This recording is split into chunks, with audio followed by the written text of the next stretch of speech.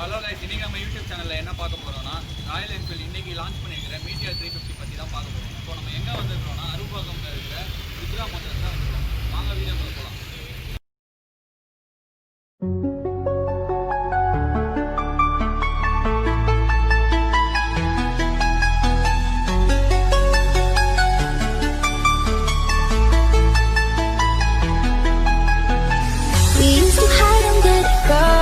Staring at each other with careless melodies. Something buried deep inside us, the major and the minor were like piano keys. You played for me. You played for me. Oh, you played for me. You played for me. Oh, you played for me.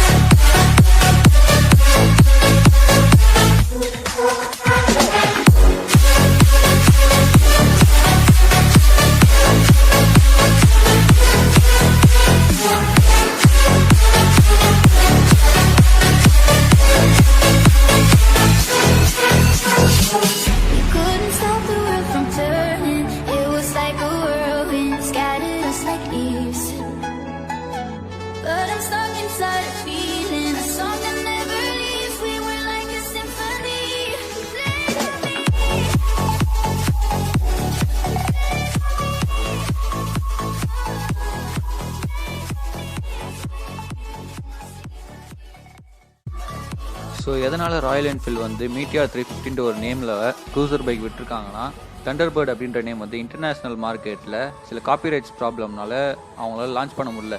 So அதனால் மீட்டியார் 350 ஒரு நேமில் இவங்க cruiser bike launch பண்ணியிருக்காங்க.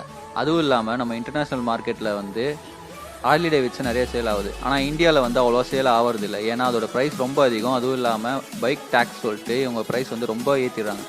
So இந்த bike வந்து நிறையா மார்க்கெட்டில் sale ஆகாதனால Harley Davidson வந்து இந்தியன் மார்க்கெட் விட்டு வெளியே போகிறாங்க. ஸோ அந்த பிளேஸை ரீப்ளேஸ் பண்ணுறதுக்காக ராயல் என்ஃபீல்டு, அப்புறம் ஹோண்டா, அதுக்கப்புறம் ஜாவா 3 பைக்ஸுமே க்ரூசர் மாடல் வந்து நிறைய லான்ச் பண்ணுறாங்க.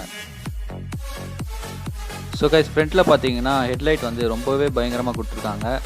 டிஆர்எல் லைட் ப்ரொவைட் பண்ணியிருக்காங்க. உள்ளே பார்த்தீங்கன்னா ஹாலோஜன் பல்ப் கொடுத்துருக்காங்க. ஹாலோஜன் பல்ப் ஹெட்டில் வந்து ராயல் என்ஃபீல்டுன்ற ஒரு எம்ப்ளம் கொடுத்துருக்காங்க. ரொம்பவே அட்ராக்டிவாக இருக்குது.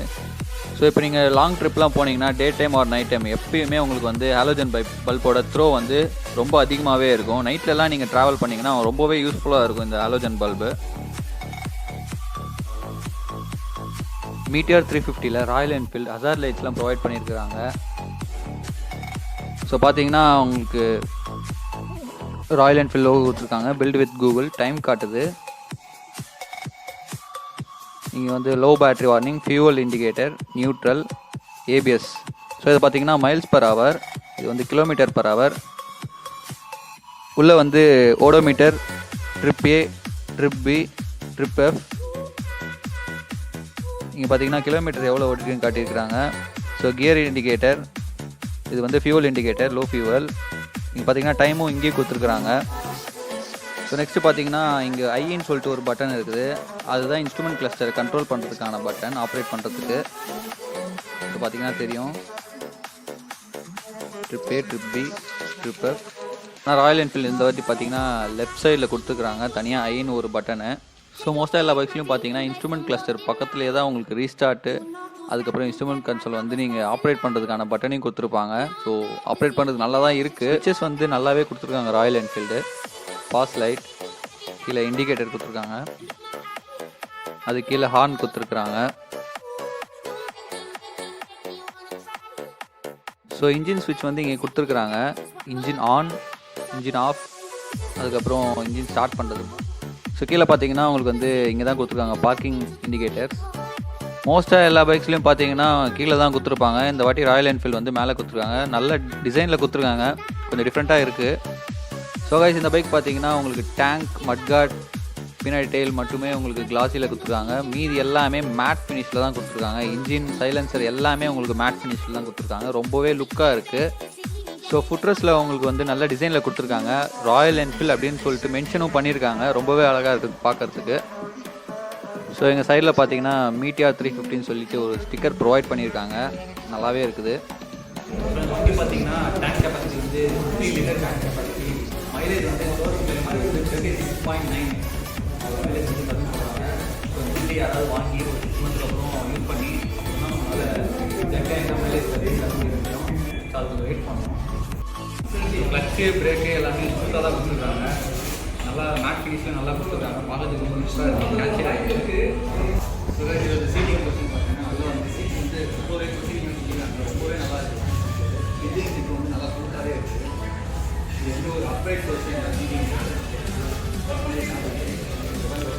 எப்படின்னா டாமினார் சொல்லியிருக்கலாம். அந்த பைக்கில் நீங்கள் உட்காந்து ஓட்டிங் எடுத்துருப்பாங்க. அந்த மாதிரி இந்த பைக்ஸ் மோஸ்ட்டாக வந்து ட்ராவலிங் தான் எடுப்பாங்க. லாங் ட்ரிப் போவாங்க, ஃபேமிலியோட போகிறவங்களுக்கு இது நல்லா இருக்கும். பிரேக் பார்த்தீங்கன்னா அவெஞ்சர் மாதிரி இல்லைனாலும் இது வந்து நல்லா இருக்குது. அவெஞ்சர்னா ரொம்ப பிரேக் அடிக்கிற மாதிரி இருப்பாங்க. இது வந்து நல்லாவே கொடுத்துருப்பாங்க.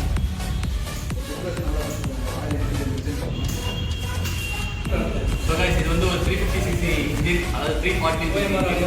இது வந்து ஒரு long stroke engine. Long stroke engine என்னன்னா நிறைய பேர் தெரிஞ்சிருக்காது, நான் சொல்கிறேன். இப்போ நார்மல் பைக்கில் பார்த்தீங்கன்னா இன்ஜின் சிலிண்டரோட ரேஷியோ வந்து 4:3 இருக்கும். அதாவது 4:3 அவ்வளோதான் இருக்கும். ஸோ அதனால் பிஸ்டல் வந்து மூவிங் வந்து கொஞ்சம் ஃபாஸ்ட்டாக இருக்கும். நியூட்டன் மீட்டர் டார்க் அதிகமாக இருந்தாலும் உங்களுக்கு வந்து லாங் ட்ராவல் இருக்கிறதுனால கம்மியாக தான் ப்ரொடியூஸ் பண்ணும். இனிஷியலாக வந்து உங்களுக்கு பவர் அதிகமாக ப்ரொடியூஸ் பண்ணும். இவ்வளோ லென்த்தாக வரும். இதில் என்ன ரேஷியோ இருக்குன்னா மேபி 1:3 இந்த மாதிரி ரேஷியோ இருக்கும். இப்போ லென்த் பார்த்தீங்கன்னா அதிகமாக இருக்கும், வித்து பார்த்தீங்கன்னா கம்மியாக இருக்கும். ஸோ அப்படி இருக்கிறதுனால இனிஷியலில் வந்து உங்களுக்கு டார்க் அதிகமாக இருக்கும், பவர் நிறைய ப்ரொடியூஸ் பண்ணுவோம். நீங்கள் 100 வரைக்கும் க்ரூஸ் பண்ணலாம். இதில் வந்து எந்த ஒரு வைப்ரேஷனும் இல்லாமல், அதாவது அவ்வளோவா வைப்ரேஷன் இல்லாமல் நீங்கள் இதில் ஸ்மூத்தாக க்ரூஸ் பண்ணலாம். 110, 120 அந்த மாதிரிலாம் போயிட்டீங்கன்னா இன்ஜின் வந்து ஸ்ட்ரெஸ் அதிகமாக இருக்கும். ஸோ உங்களுக்கு வந்து இதோட பவர் வந்து அவ்வளோவா உங்களுக்கு டெலிவரி ஆகாது. வண்டி வந்து கொஞ்சம் கோலராக ஓட்ட ஆரம்பிச்சிடும். ஸோ இது பார்த்தீங்கன்னா ஃபுல்லாகவே மேட் ஃபினிஷில் கொடுத்துருக்காங்க. ரொம்பவே அழகாக இருக்கும். இது பார்த்தீங்கன்னா இது வந்து பிரேக் ஆகும்.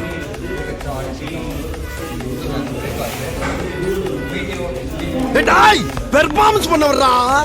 வந்து மீட்டியார் 350 ஒரு ஸ்டிக்கர் கொடுத்துருக்காங்க.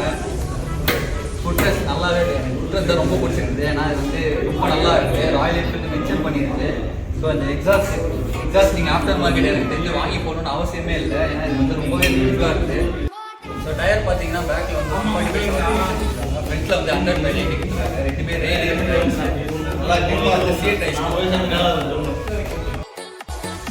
ஸோ இந்த பைக் வந்து சிட்டி ரைடுக்கும் நல்லா கம்ஃபர்டபுளாக இருக்கும். லாங் ட்ரிப் போகிறவங்களுக்கும் ரொம்பவே கம்ஃபர்டபுளாக இருக்கும். இது ஆக்சுவலாக வந்து லாங் ட்ரிப் போகிறதுக்காக தான் டிசைன் பண்ணது. ஏன்னா அதுக்கு வந்து ரொம்பவே கம்ஃபர்டபுளாக இருக்கும். சிட்டி ரைடை விட லாங் ட்ரிப் வந்து ரொம்பவே கம்ஃபர்டபுளாக இருக்கும். இந்த வண்டியை பற்றி எல்லாமே சொல்லிட்டேன்னு நினைக்கிறேன். ஸோ இந்த வீடியோ பார்க்குறவங்களுக்கு வந்து இந்த பைக் பற்றின நாலேஜ் வந்து கெயின் ஆகும்னு நினைக்கிறேன். இந்த வண்டி வாங்கணும்னு நினைக்கிறவங்க, இல்லை இதுக்காக வெயிட் பண்ணிகிட்டு இருக்கவங்க வந்து இந்த வண்டி வாங்கலாம்.